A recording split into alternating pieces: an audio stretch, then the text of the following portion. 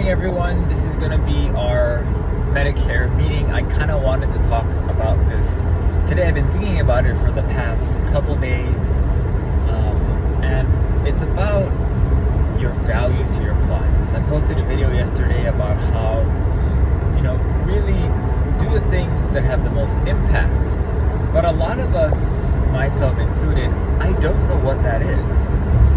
Is it helping them after the fact? Is it helping them before making a choice? Is it helping them enroll into Medicare?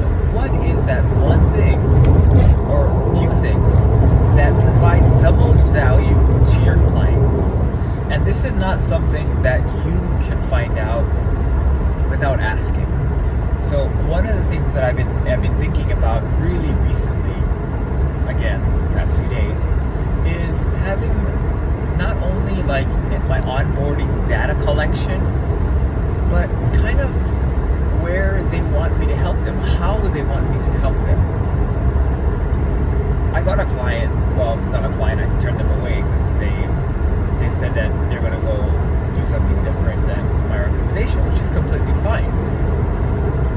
But I thought about this, and I said, if I spent 2 hours or more specifically on this one person, right?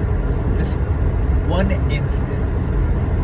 And I know that I need to do that. That's how I build my practice. Maybe I'm building it wrong, because if the person I'm helping doesn't realize that I'm spending all this time for them, then perhaps it's not worth my time to do that, right? Maybe it's not worth my time to be doing all the extra work for people when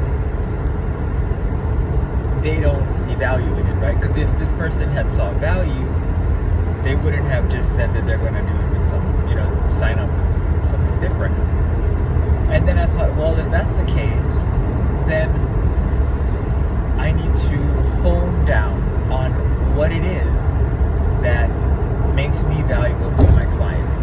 What is it exactly that makes me valuable to them? And is that what I want to do, right? Because we all have a special place in the marketplace, right?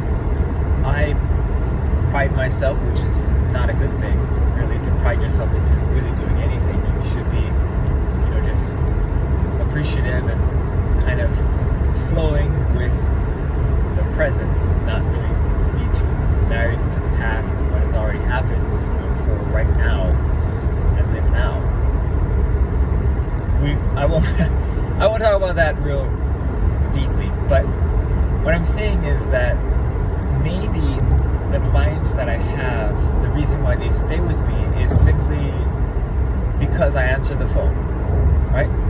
Simply because I give them confidence that the plan that they chose is the right one. Simply because they like the company that I represent. What is it? And how can I double down on those things to make it more valuable and to at least appreciate in value to my clients, so that they feel, number one, appreciated because, there I am providing extra value to them because they let me know why I'm valuable. And then kind of having that advisor, with them, and that advisor appreciating in value, and thus, kind of with their balance sheet of relationships, adding an asset, right, versus a liability. I don't want to be the person that they don't want to call, right? I want to be someone that they can pull on for advice, and I can be a true asset to their life. And if I'm not that person, then what am I really for, right? That's kind of what I am in the balance sheet of life. Where do I add value to them? And I don't think that I have properly thought that through. A lot of what I've done in my career is kind of learning the product so well that I would be able to kind of make objective kind of objective decision making on products. I talk about this a little bit in the other video about how I make my decision frameworks, right? So I try to study something enough to create relatively simple decision algorithms for myself to employ to help people, because I don't want to have to reinvent the wheel every time I think about something. I just want to have a process in which, you know, we follow these steps and we come across a decision, and until we really get through these steps, we won't move forward, because it doesn't make sense. We can't make decisions without having first established kind of like a belief system on how these decisions are going to be weighed and when we're going to apply these decisions. But in order to create that framework, I have to understand what it is we're doing, right? Because it's always two things, right? It's always the product, how the product is, what it does, how it does it, what are the downfalls, what are the positives, right? Unless I understand how the product moves, it doesn't matter who I'm talking to, right? I mean, I'm not even going to know if it's a fit unless I understand the product.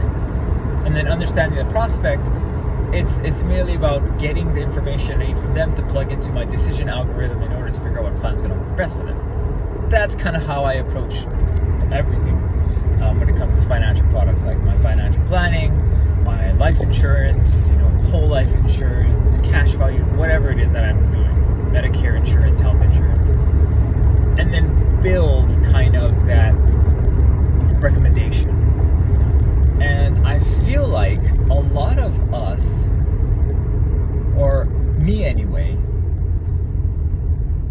clients might not understand that I do all that, you know, like they might just think I'm over here clicking buttons and then boom, this is the one for you, right? I try to open up the door to like my back thinking, like by doing the videos for all my clients. And I don't think that really helps, simply because I haven't asked, right? Like, I'll be honest, if I was a doctor, right? If I was a medical doctor, and my client, my patient, saw the entire process to which I made a medical recommendation, I honestly don't think I would understand, right? I'll leave it up to them. Not because I don't, simply because I don't know. I don't know why I would make these decisions. I don't even know which questions or where to begin at that point, right? Like, okay, you have pain here. We're gonna try and do an x-ray because I think it could be XYZ, you know, based on these subset of problems, based on these, you know, studies, based on probability of finding, based on your demographics, right? Like, I can sort of understand by following that thought process, but still to me it's all Greek, you know, like I have no idea. So I don't know if what I'm doing is helping, and does that really show value? Is that valuable to my client to walk through with me the steps that I take? I don't know. So we'll find out. Hopefully you guys can see some information on how I come to what I come to with this short study that I'm going to conduct to see how I can better my business and better my practice and make it more valuable to both my clients and to myself. We'll see how that goes. And everybody do good things, enjoy your day, and help your clients.